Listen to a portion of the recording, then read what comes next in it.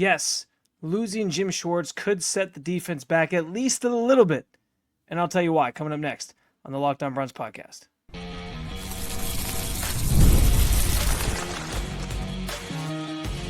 You are Locked On Browns, your daily Cleveland Browns podcast. Part of the Locked On Podcast Network, your team every day.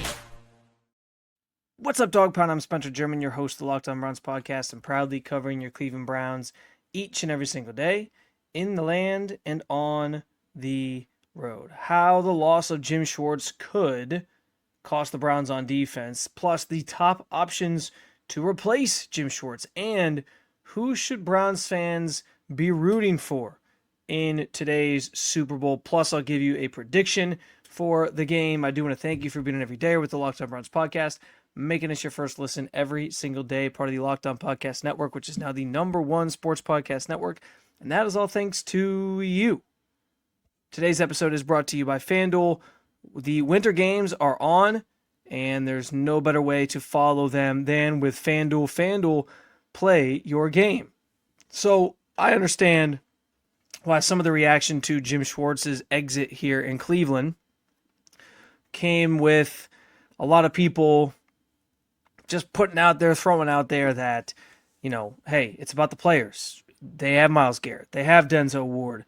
They have Carson Schlesinger. It's not just the coach that is the reason why they were so successful the last 3 years, 2 of the last 3 years in particular, and trying to almost downplay his impact. I understand why that's the reaction. I get it, especially given the way he went out in a blaze of glory, which I, again, don't blame him for. But I want to remind people that, there's a lot that goes into a team being successful, a defense being successful, and I do subscribe to the idea, as Todd Monken has very much leaned into, since he arrived, and everything that he has basically said about the way he wants to go about running this team, especially on the offensive side of things. I do subscribe to the idea that players matter over coaches, players matter over plays.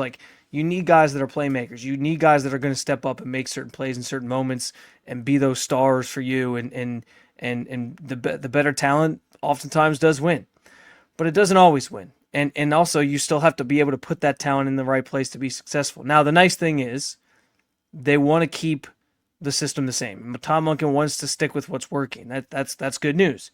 So in theory, they should still be able to have a lot of success. They know what works and all those different things. But the coach does matter. The impact of a coach does matter.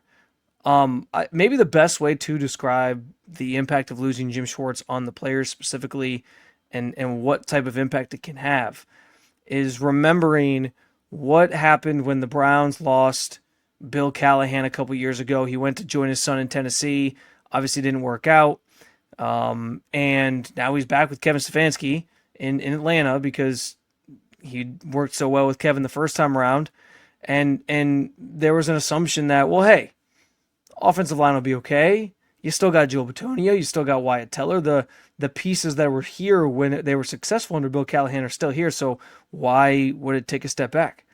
But you brought in Andy Dickerson, and it went terribly, so much so that Mike Vrabel, who's now coaching in the Super Bowl today, had to step in and sort of handle the offensive line room late in the season, and that sort of set this tone that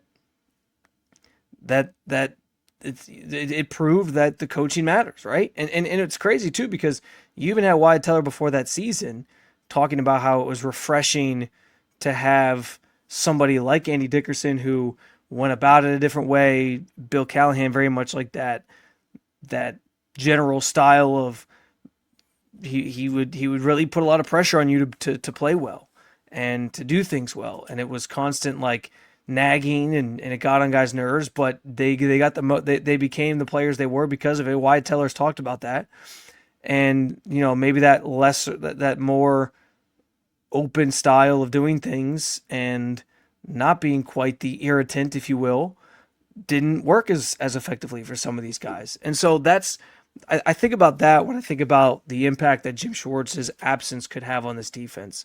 And it's not to say that it's going to be god awful next year and be just completely, like the opposite of what it was this past season. It's not me saying that. I don't think that's what's going to happen here. I think there's still going to be a good defense. But you got to remember that, like, the coach matters. Yes, it's about putting guys in position to be successful, which is the easy thing for whoever is going to get this job. And we're going to talk about potential replacements coming up here next segment.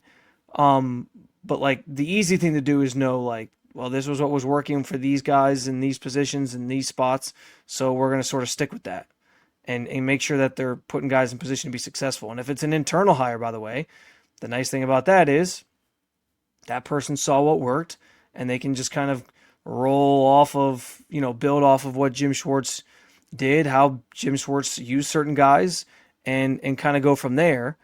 But the hard part is, like, replicating how he talked to guys, how he coached guys, his personality, his style of coaching. Like, Jim Schwartz doesn't beat around the bush. He is a no-nonsense guy, but he does it in sort of an endearing way. And, he pushed Myles Garrett, for example. Like, he came out in the spring after the whole debacle with Myles last year with the trade and whatnot and said, yeah, listen, you get paid that money, we expect more from you. And he got more from him. He set the sack record because of those hard conversations and because of his coaching staff being willing to sort of put that pressure on him, especially, and that starts with Jim. And so I'm not saying that there's not somebody out there who can replicate that or can do things and handle things the way that Jim Schwartz did exactly. But it is a different personality. It's going to be a little bit of a different coaching style because nobody's exactly the same, right? And that's kind of, he had the ability to call out the Myles Garretts of this team, the Denzel Wards of this team, to, show that tough love and coach guys that way. And the Browns, frankly, needed that. Like, don't get it twisted. The hiring of Jim Schwartz is easily one of the, if not the best hire this organization has made since they came back in 1999. Like, I don't think that's hyperbole. He was great for this team, and he was something refreshing that the organization needed. And the way he went about coaching guys, that temperament that he showed, the stylistically, like how he talked to guys in meetings, how he coached them, like that stuff changes to whoever the next person's going to be, which again, we're going to talk about. And I'm not saying that the next guy can't still get a lot of success out of that group, or can't still get a lot of success out of Myles Garrett, or can't still get the defense to play at a high level. The hope is that they can, especially because they're keeping the system the same. But to act like changes in coaching staffs and changes in personalities in those positions, whether it's position group coach or a defensive coordinator or whatever, doesn't matter, would be ignorant, because we've seen firsthand here in Cleveland the direct impact that something like that can have, because we saw 2 years ago with Bill Callahan and what played out with that offensive line room, and it was a disaster. So this isn't to say, again, that the defense won't be successful without Jim Schwartz or can't be successful without Jim Schwartz. It's simply to say we cannot downplay the impact of losing a coach who did things a certain way, stylistically, had things down to a science in this room, knew what worked, and that somebody else is now taking on that task and might not do it the same way, and it might not have the same impact. There is a ripple effect that comes with that. So again, I think the defense can still be really good. I just want to be clear that, like, the impact of Jim Schwartz is noticeable, and it could mean the defense takes a little bit of a step back next year. But I think I'm trying to explain how to quantify the loss of Jim Schwartz, because I think people have tried, as I said, to really downplay it the last couple weeks or so, and I don't necessarily think that's fair. Now, all that said, who are the best options to replace Jim Schwartz? I got a few names that I'm going to rattle off here for you. We'll talk about it coming up on the Locked On Browns podcast.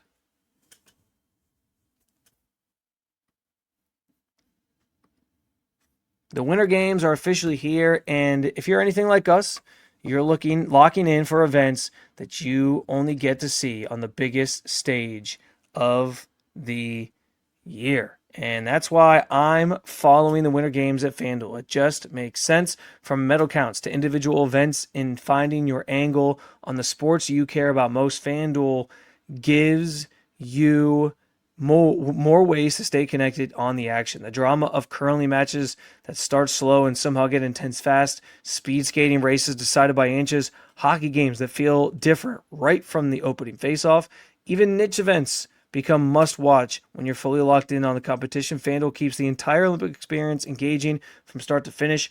I was stunned to find out that FanDuel had so many different options that you can bet on at the Olympics, whether it's hockey futures to win the gold medal or spreads on certain events in terms of the scores that are going to happen, hockey, etc., or just the individual events where you just want to bet on a favorite or an underdog to win it.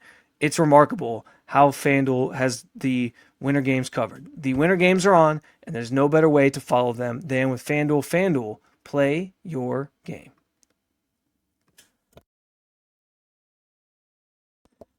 So in the theme of talking about Jim Schwartz, in the theme of discussing his impact and how you replace him if you're Todd Monken, I think it's fair to have a conversation on this Super Bowl edition bonus episode of Locked On Browns about different options that are available to Todd Monken to fill that void that he now has to figure out. The coaching staff is the number one thing he's working on right now, right?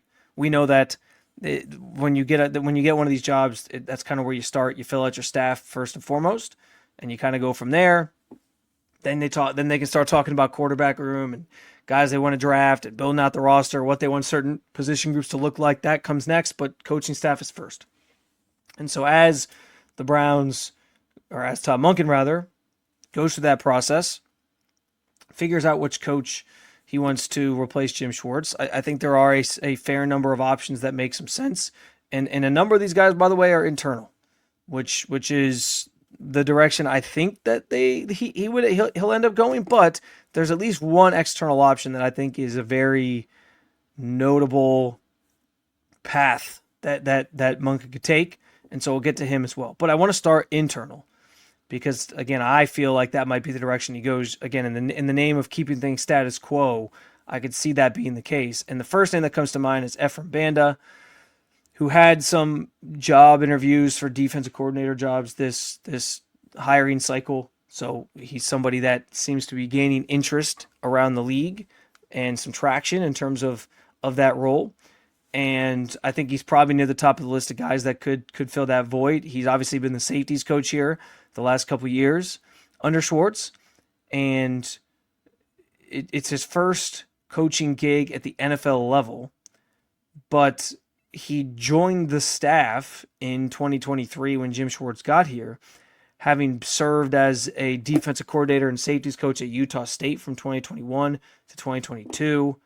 He also worked at Miami, Florida, Mississippi State, Texas, and Incarnate Word. So he's kind of climbed the ranks here a little bit to get to a point where now he's being considered and looked at and respected as a defensive guy in this game that can potentially, serve as a defensive coordinator to somebody. So I think he's at least going to be in the mix for this conversation and be an option readily available right there in the building already for Todd Monken. We'll see if he goes that route, but I think he sort of jumps to the top of the list because he's kind of this rising name, if you will.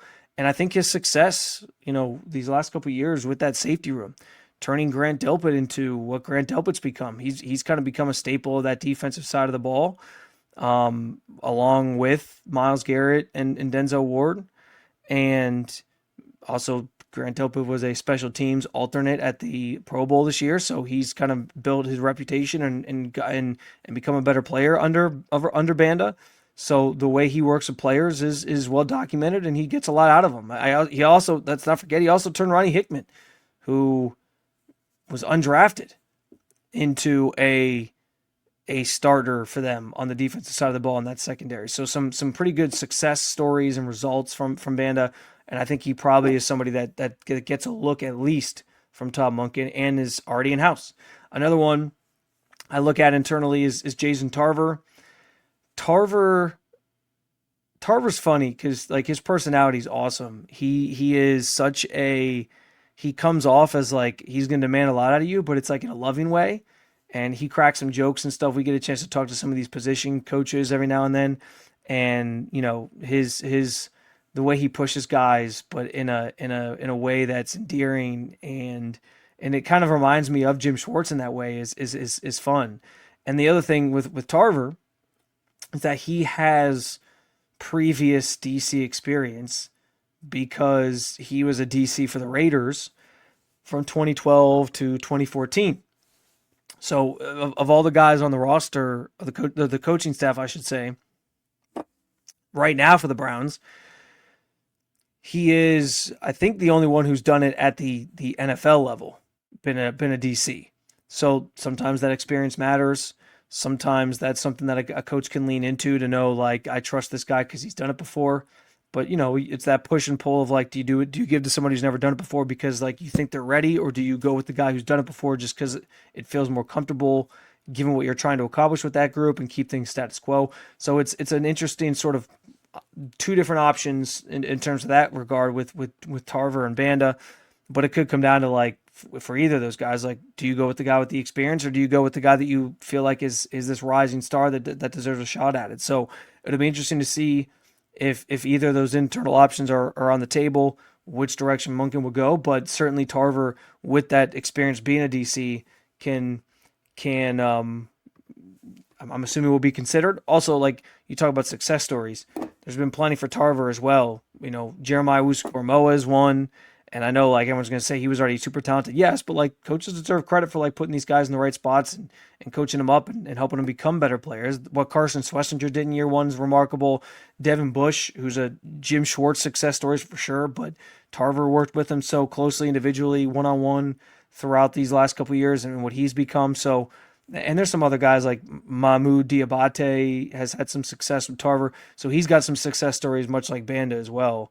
And certainly another really solid internal option if Monken wants to go that way. Then the biggest name I've seen externally that makes a lot of sense is Corey Undlin.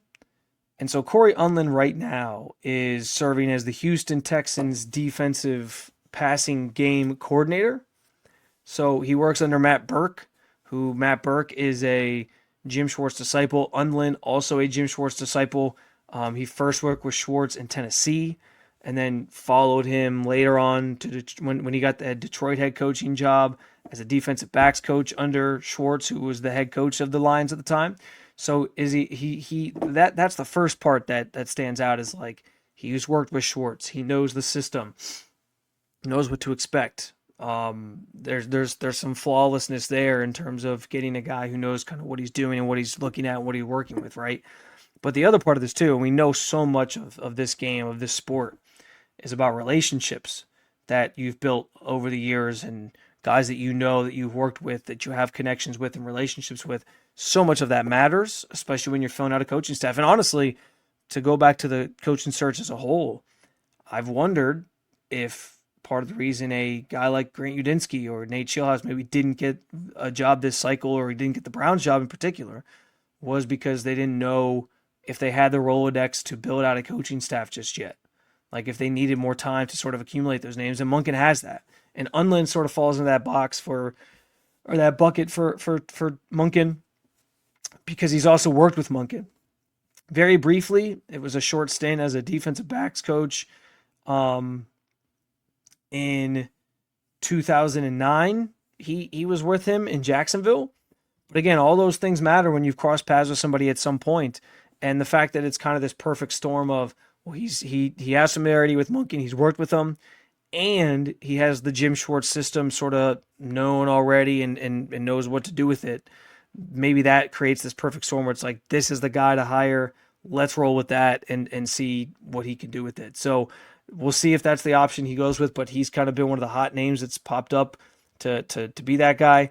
I'll also just throw out one other one real quick, is like Tim Walton, who's the co-defensive coordinator at Ohio State, also is a Jim Schwartz disciple from his time with the Lions, and could be another option who is, close by in Columbus to potentially replace him. But I think the other three are probably more likely, and Undlin seems like he's kind of, especially in recent days, flown up the radar in terms of being an option because of his history with Todd Monken as well. So those are just a few of the names that are out there for a potential replacement to Jim Schwartz, and it's something we'll monitor for you here coming up in the coming days and weeks, because at some point he's going to make this hire and get a new DC in here to fill that void. All right, it's Super Bowl Sunday. let's talk about who Browns fans should be rooting for. And I'll give you, of course, a prediction, because what would a Super Bowl bonus show be without a Super Bowl prediction? We'll do it next on the Locked On Browns podcast. If you've ever hired someone who looked good on paper but wasn't the right fit, well, you know how important that last part is. When you want candidates who truly match what you're looking for, trust Indeed sponsored jobs. Hiring, Indeed is all you need. Stop struggling to get your job post seen by other sites. Indeed sponsored jobs put your post at the top of the page and help you reach the right candidates faster. I can tell you, somebody who's used Indeed to look for jobs, knowing that the sponsored job option is there, you'll see the top jobs that are fit for you and that you're the most qualified for, takes so much time and stress out of the job application process. I appreciate that. Sponsored job posts boost your posts to the people who are the best match, like I mentioned, and makes a real difference. According to Indeed data, sponsored job posts directly to Indeed are 90% more likely to report a hire than non-sponsored jobs. Spend more time interviewing candidates who check all the boxes with less stress, less time, and more results.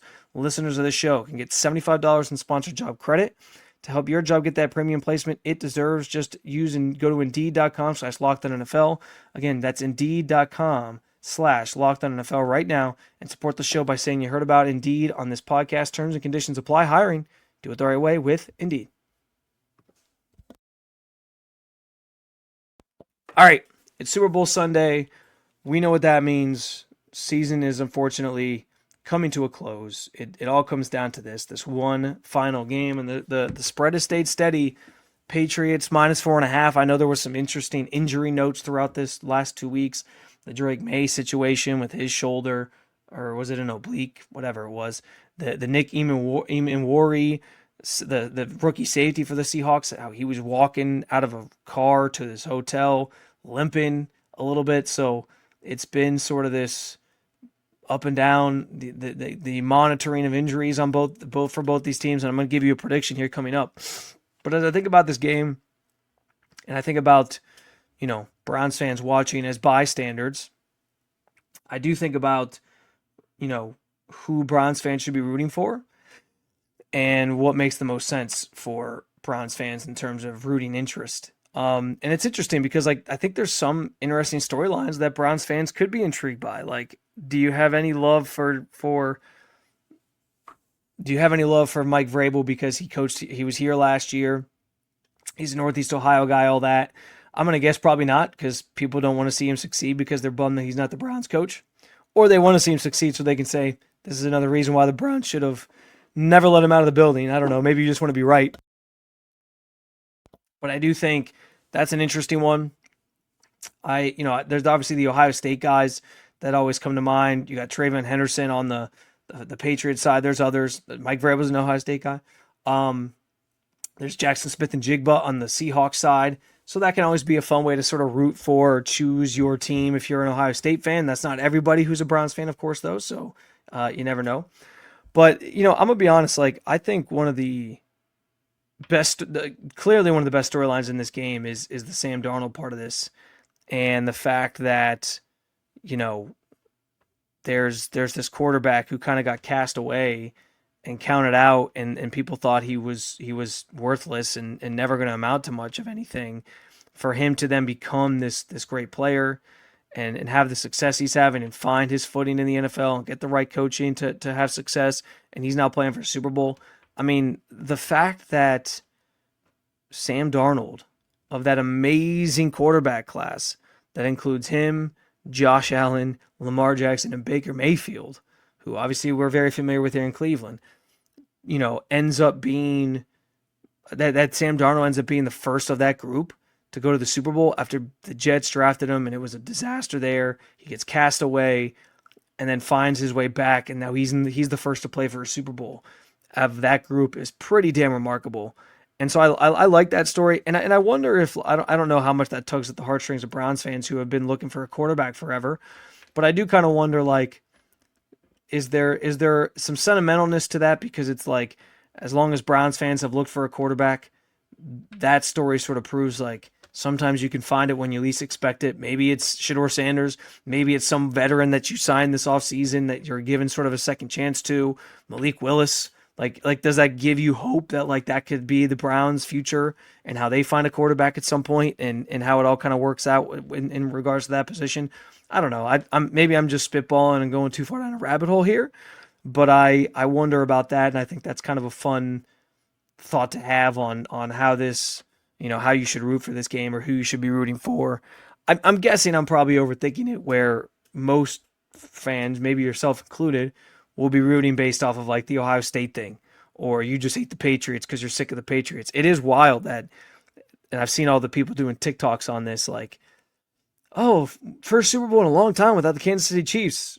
Well, you get the New England Patriots. They're back in the table already. And I'm guessing that probably is part of it for people. They just don't want to see the Patriots win. Maybe want to see the Patriots win because of the transitive property. And you think the Browns, Myles Garrett getting 5 sacks against Drake May, I mean, they lost the game, but maybe you think like, hey, we can say we lost to the defending Super Bowl champions and that Myles Garrett got 5 sacks against them and it'll make you feel good. I don't know. I'm just throwing out anything here, but yeah, let me know who you're rooting for in the game on the Super Bowl in the comments section. Hit me up on Twitter at @Spencito_. I will say this, as in terms of a prediction, because I got to end the show with a prediction, right? It's a Super Bowl bonus show. How do I not? I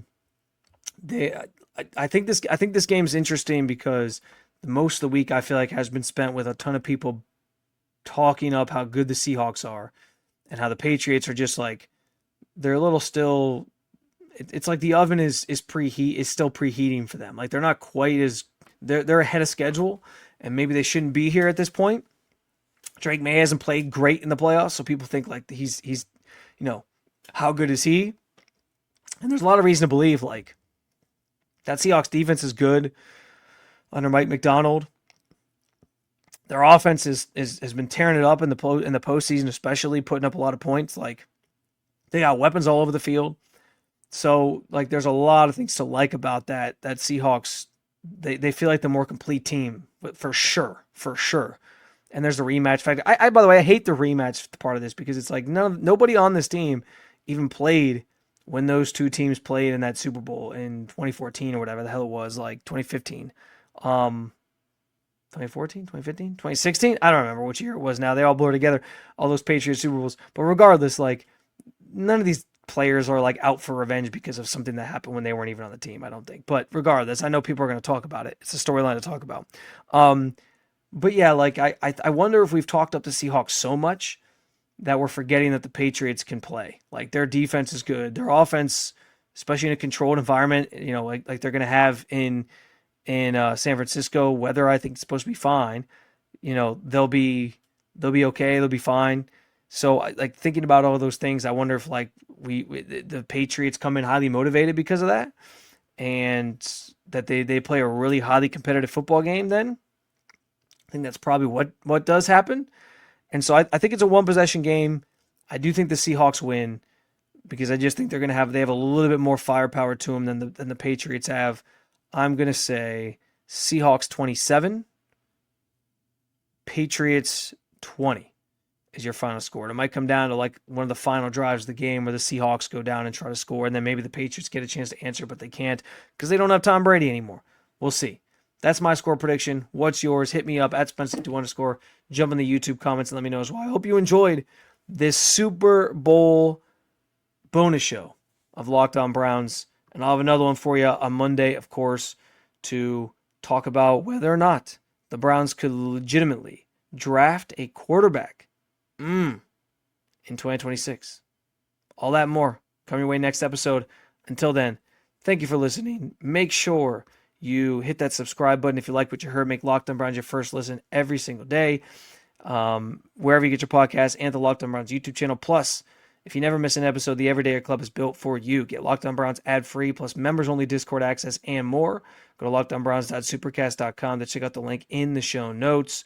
I also want to remind you to keep it local. Check out Locked On Cavs or Locked On Guardians. Thank you for being an everydayer at the Locked On Podcast Network. Talk to you Monday, Cleveland. Enjoy the game.